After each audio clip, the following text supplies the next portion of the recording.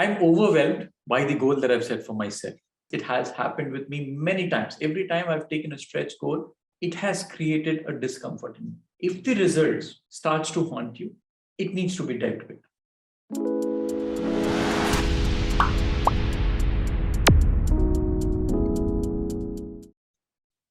This came from somebody that I've been working on, and the person went through an exercise of life goals, about the career aspirations, a lot of those dimensions, which are very, very important. There's something that we are not conditioned to do the way at least we are brought in the Indian society. But please do revisit your goals and aspiration once every year minimum. So coming back to this person, and I'm calling this person as Krish. Now Krish set up some very, very ambitious goal, and he realized that it was daunting him, it was troubling him, it was making him uncomfortable. He was always thinking about, would I not be able to meet or reach that goal? It has happened with me many times. Every time I've taken a stretch goal or something that I've never done, it has created a discomfort in me. And it's good. One, the good part is that it tells that I'm trying to do something which I've not done. But if the results starts to haunt you, it needs to be dealt with. And here are the two things that I've tried and tested, and it has worked on me and on a lot of people that I've worked with.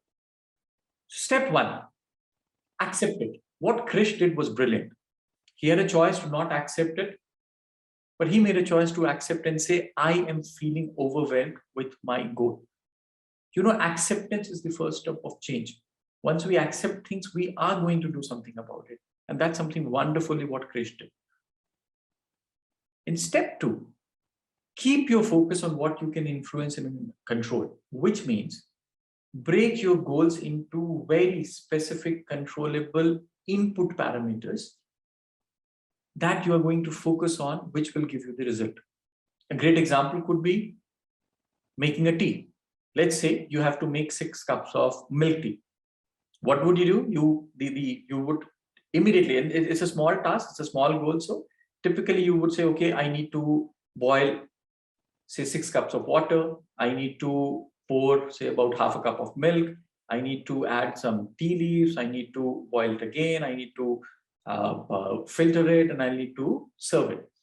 And tea is made. So if you follow and focus on these 6, 7 steps that are required, the results are going to happen.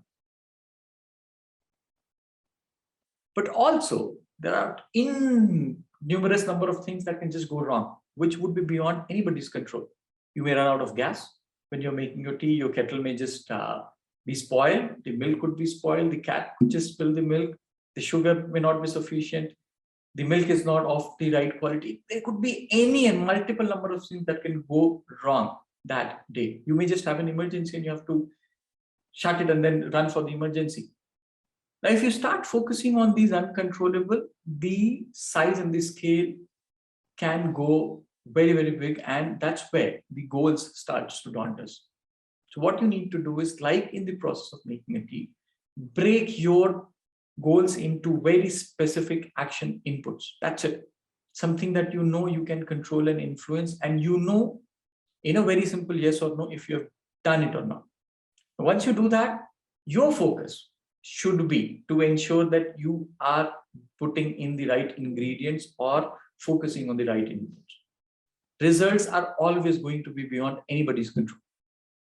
If there's somebody says that he or she can get guaranteed results every time, won't happen. Trust me, it won't happen. Everybody fails. But the point is, focus on what you can control, focus on what you can influence, focus on where you should put your energy, and that should be on the inputs and not on the output. Because if the inputs are right, you are increasing your chances and probability of the output being right. And even if you don't meet the goal, you know you have done the best every single day on whatever it needed to help you move towards your goal. You definitely will move. Will you exactly hit the goal at the time and with the dimensions that you're looking at? We all desire that. That's why inputs are important. Will it happen? Don't worry about it. Bhagavad Gita talks about something very interesting. Karm karo, phal ki chinta nahi.